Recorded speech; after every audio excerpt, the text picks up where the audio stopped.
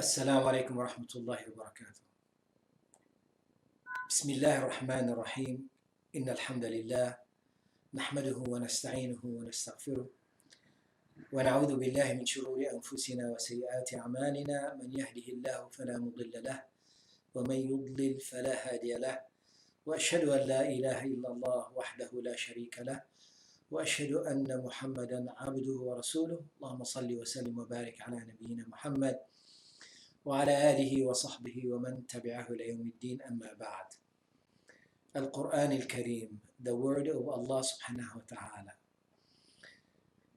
Allah subhanahu wa ta'ala gave us senses that we can see, we can hear, we can touch, but our senses cannot contain Allah subhanahu wa ta'ala.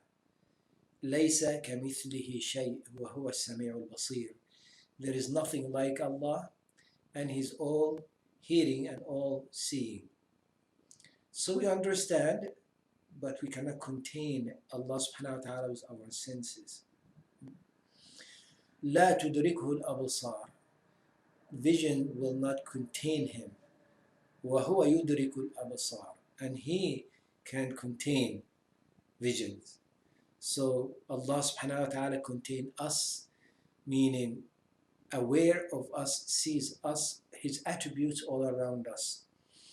But we cannot contain Allah. However, Allah subhanahu wa ta'ala allows us with one sense we have to get to know Allah, the sense of hearing.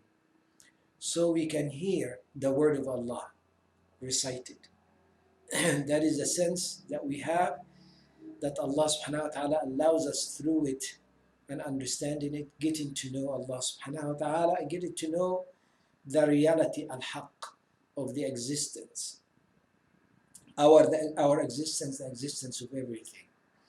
So this kind of sense of hearing, listening to our recitation, started with the companions who were listening to Rasulullah sallallahu alaihi wasallam as he reciting words that are Arabic, that is understood, meaning that every word in the Quran, you could refer it to some poems that word was used in before Islam.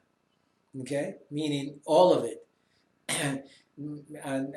Some scholars say, except one word, it was difficult to find a source of it for it, but it was found. The word tafathahum. Okay, that is the only word in the whole Quran that it was, some exhaustive research to find out, it was where it was used. That's how Arabic the Quran is.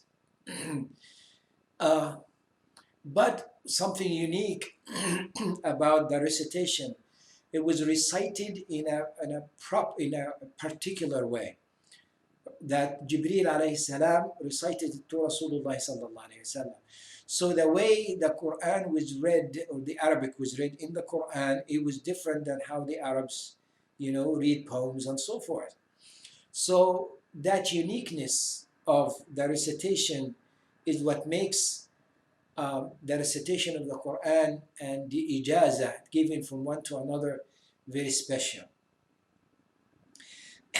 I can say to you that how to do the idgham, for example, as you're reciting.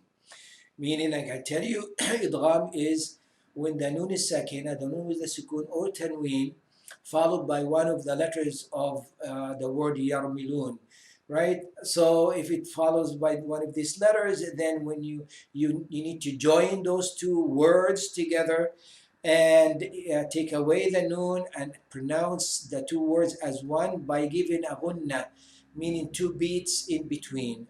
Okay, go ahead and implement that. It is impossible, right? And so the only way to tell you what idgham is to show you what idgham is. So the only way to recite the Quran that we recited today is to learn it from someone who heard it from someone who heard it from someone. I had the privilege many times to listen to an ijazah was given to a reciter that achieved that goal. a young man. Uh, oh, I know a young man in our community. His ijaza is about 39 people to Rasulullah sallallahu alaihi wasallam. Imagine that, 39 people. And there are some short ijazat, 20 some people between us and Rasulullah sallallahu alaihi wasallam. So you hear the ijaza that this person now, his name is the last one who memorized it and been given that honor. And then you hear his sheikh, the name of his sheikh and where is he from, the one taught him. And then you hear the name of the sheikh of his sheikh, right, the chain, and where is he from. And they started referring to one after another, or mentioning one after another, and you hear the names go into countries. Spain, for example, was mentioned, and then somewhere in Morocco, and then Egypt, and then the Arabian Peninsula, and then somewhere else, and keep going back and forth here and there, and then it goes to the close to the end of it, the names of the companions, and then you hear Rasulullah sallallahu alaihi wasallam, and it is from Jibril alayhi salam, and it is to Allah subhanahu wa ta'ala. The chain goes back to Allah subhanahu wa ta'ala. There is nothing existing on earth, no document on earth has such connection.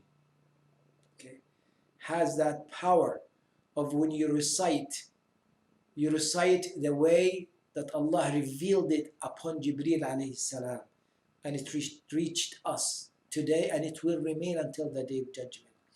That's how powerful that is. It is the Quran, from the word qira'ah or qara'ah or iqra'. The word has to do with reading and reciting. Allah subhanahu wa ta'ala says about the Quran, huwa shifa'un wa rahmatun lil mu'mineen.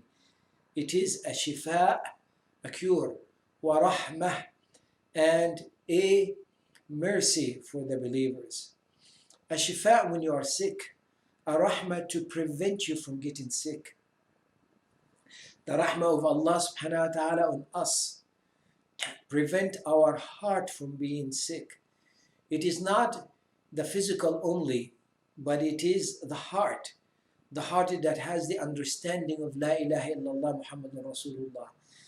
If that is sound, then all other sicknesses are no issues with it.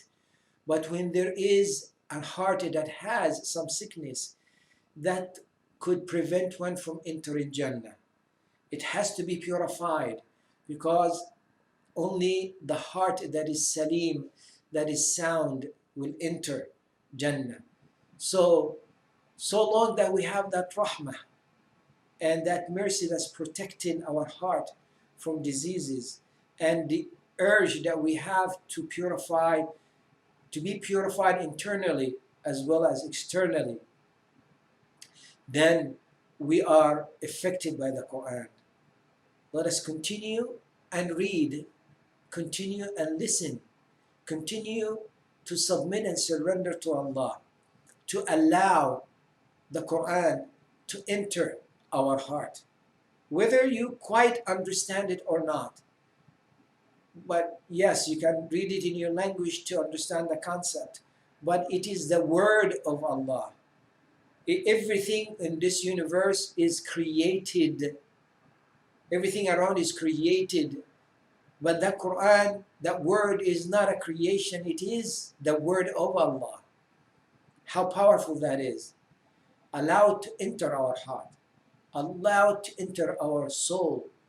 Allow it to do the work that we need to have and to be inspired with, to be able to join Rasulullah sallallahu alaihi wasallam in Jannah, and to be able to see Allah subhanahu wa ta'ala and listen to the Quran in Jannah. وصلى الله على سيدنا محمد وعلى آله وصحبه أجمعين. الحمد لله رب العالمين. جزاكم الله خيرا.